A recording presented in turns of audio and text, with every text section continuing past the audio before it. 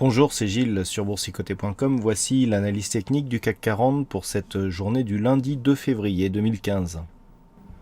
Avec aujourd'hui une séance qui se place dans la continuité des précédentes, puisque après une ouverture légèrement haussière, on a marqué une séance qui ressemble énormément aux précédentes, donc en venant tester ici cette zone de support 4597 et en clôturant en légère hausse, donc on clôture à 4627,67, ce qui représente un gain de 0,51% sur la séance de vendredi, avec un peu plus de 23 points gagnés par rapport au cours de clôture de la semaine dernière.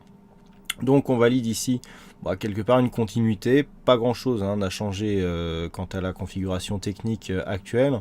Du point de vue des indicateurs, ici on a un RSI qui navigue toujours légèrement sous sa zone de surachat. Stochastique lui est en train de continuer à évoluer à l'intérieur de cette zone. Et puis le MACD qui s'est retourné maintenant il y a 5 bougies, continue avec son orientation légèrement baissière. Du point de vue des volumes, pas grand chose d'attendre en particulier. Ce que nous pouvons marquer toutefois, c'est que pour chercher, je dirais, des signaux, c'est que nous avons une baisse graduelle des volumes sur les séances haussières. On le voit bien ici, sur la dernière semaine, on va dire, sur les 6 dernières bougies, nous avons tout de même des volumes qui sont légèrement supérieurs sur les séances baissières, ce qui irait plutôt dans le sens d'une probable consolidation. Il y a tellement peu d'écart qu'on ne va pas mettre un signal là-dessus. On est faible aussi du côté de la volatilité, ce qui là favoriserait plutôt la poursuite d'un mouvement haussier. Donc du point de vue des indicateurs, pas grand chose. Du point de vue des graphes, je dirais qu'on est dans la continuité. Donc je vais vous répéter ce que je vous dis maintenant depuis quelques jours. Suite à cette forte phase de hausse, on a toujours ici cette zone de gap qui reste partiellement refermée. Nous avons ici une zone de support à 4597 qui matérialise donc la zone de points hauts les plus hauts de l'année 2014.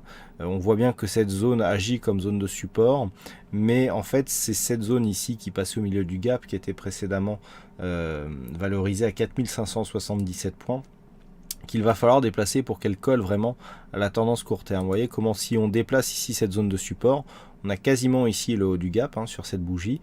Et regardez ici au niveau des 3 bougies, on a vraiment un support qui est en train de se dessiner.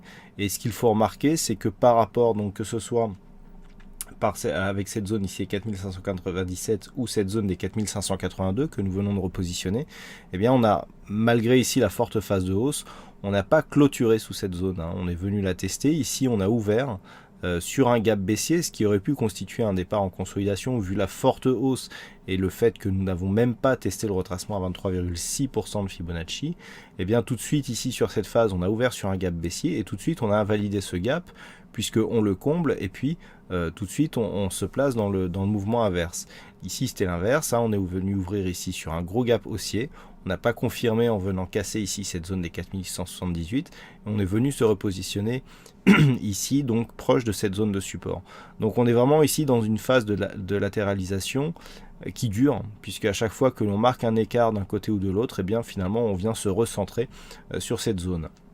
Donc par rapport à la configuration, ce qui est sûr, c'est que nous avons par contre, là où je vous indiquais que nous avions eu 2 gaps ici qui s'étaient invalidés, ce gap-ci qui représente donc une continuité par rapport à cette tendance haussière, continue à jouer son rôle, puisque sur cette zone de gap, malgré ici l'ouverture d'un autre gap, qui aurait pu d'ailleurs, si on avait laissé ce gap ouvert et si on s'était enfoncé à la baisse, on aurait pu marquer une forte configuration baissière, puisqu'on aurait eu un îlot de renversement. Mais pas du tout, on a invalidé cette figure, je dirais avant même sa naissance. Et donc ce que l'on peut remarquer, c'est que malgré ici l'ouverture d'un gap et donc d'une pression baissière dès l'ouverture, dans un contexte où on était fortement monté sans aucune consolidation, on n'a pas réussi à venir sur cette zone. Il y a toujours quelques pouillèmes de points ici, puisque nous avons un plus haut à 4569,55, alors que le plus bas ici se situe à 4571,05. Donc il y a quelques pouillèmes de points ici qui nous empêchent de valider ici le comblement de ce gap. Donc on est réellement ici sur une phase de continuité de la tendance, et donc dans une phase de stabilisation. Donc consolidation à plat, qui se fait donc dans un range défini sur sa zone basse par cette zone de support que je viens de repositionner, et donc notamment ce gap ici qui est resté ouvert, qui s'impose bien comme zone de support, et qui valide le fait que nous sommes toujours en tendance haussière, puisque un élément qui constituait cette tendance n'a pas été invalidé. Je veux bien sûr parler de ce gap ici de continuité. Et à la hausse, donc on est bridé par cette zone de point haut, donc nouveau point haut significatif sur le CAC 40 que l'on est venu testé à 2 reprises, et depuis cela, eh bien, il n'y a plus de tendance. Alors malgré tout, ce que l'on peut dire, c'est que dans un premier temps, on a vraiment des signaux qui vont dans les deux sens, hein. Donc là, c'est assez compliqué de faire une analyse technique dans ces conditions, puisqu'on a vraiment, à chaque fois qu'on a un signal qui pourrait nous envoyer dans un sens, on en a un autre qui vient contrebalancer. Le fait que l'on n'arrive pas ici à valider une poursuite du mouvement haussier pourrait faire penser qu'il y a affaiblissement.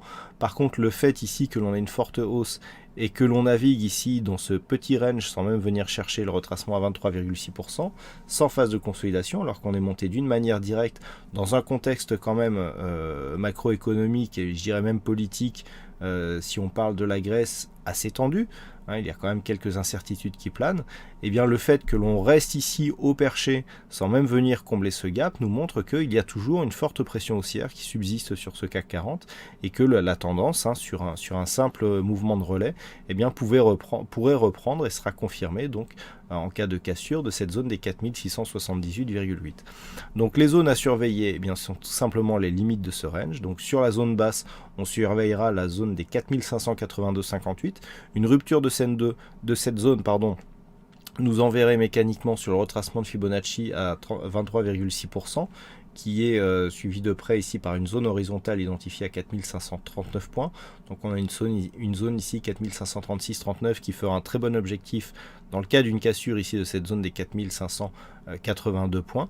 Et puis à la hausse, si les cours ici venaient à casser cette zone des 4678 points, on validerait donc une poursuite du mouvement haussier avec une symbolique assez dynamique, hein, puisque nous n'aurions eu qu'une petite mais vraiment minuscule phase de consolidation au regard de toute la hausse que nous avons eue précédemment.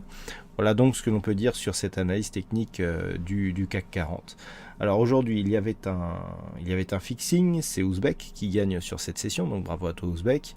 Et puis en ce qui concerne les statistiques, c'est pas trop les stats qui vont pouvoir nous donner les indications sur la configuration du jour. Alors déjà, d'une part, il y a très peu d'occurrences pour trouver des configurations identiques, puisque sur les 15 dernières années, on ne trouve cette configuration que 9 fois. Donc sur ces 9 fois, on est à 44% de probabilité baissière, donc 55% de haussière, mais par contre on a plus de potentiel à la baisse qu'à la hausse. Donc quand je vous disais qu'on avait toujours un signal qui contrebalançait l'autre, c'est le cas aujourd'hui. Bon, si on a 44% à la baisse, on a forcément 55% à la hausse, donc on a 55% de probabilité haussière pour demain à la hausse, mais par contre plus de potentiel à la baisse, donc ce qui pourrait nous donner en fait soit une bougie verte avec peu d'amplitude, soit une bougie rouge avec plus d'amplitude. C'est comme ça qu'on pourrait conclure, hein, sur cette statistique, mais avec le faible nombre d'occurrences que nous avons, difficile de dégager une conclusion sûre. Voilà donc ce que l'on peut dire sur cette analyse technique du CAC 40. Donc là-dessus, il ne me reste plus qu'à vous souhaiter à toutes et à tous une bonne soirée. Bonne chance dans vos prochains trades, et on se retrouve donc dès demain pour d'autres analyses techniques sur le site boursicoté.com. Bonne soirée à tous.